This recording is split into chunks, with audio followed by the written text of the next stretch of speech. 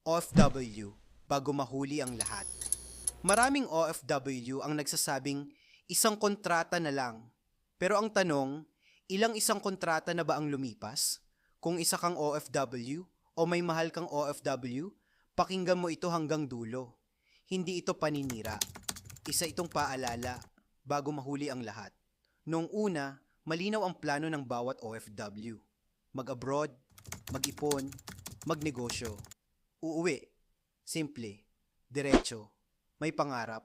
Pero habang tumatagal, may mga bagay na unti-unting nagbabago. Nadadagdagan ng bayarin, nadadagdagan ng umaasa, nadadagdagan ng padala. Hanggang sa hindi mo namamalayan, 10 taon ka ng OFW.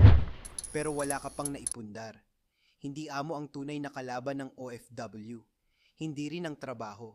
Ang totoong kalaban ay kawalan ng plano. Maraming OFW ang kumikita, pero walang ipon. May sweldo, pero walang emergency fund.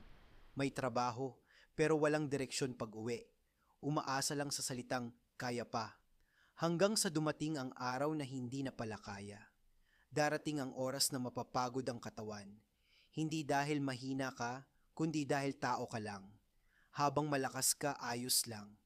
Pero kapag nagkasakit ka, dun mo mararamdaman ang bigat. Gamot, ospital, gastos. Maraming OFW ang umuuwi, hindi dahil gusto nila, kundi dahil wala na silang choice. At doon nagsisimula ang pagsisisi. Ngayon, tanungin mo ang sarili mo. Kung uwi ako bukas, may pagkakakitaan ba ako?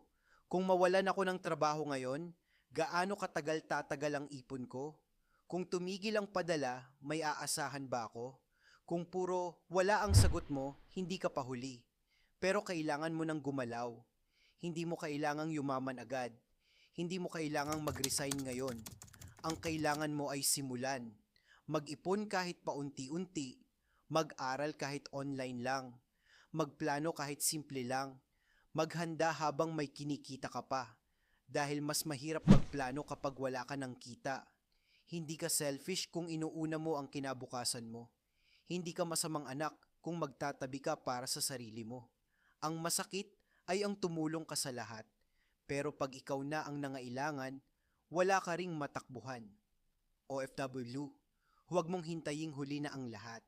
Kung nakarelate ka sa mensaheng ito, ilike mo ang video.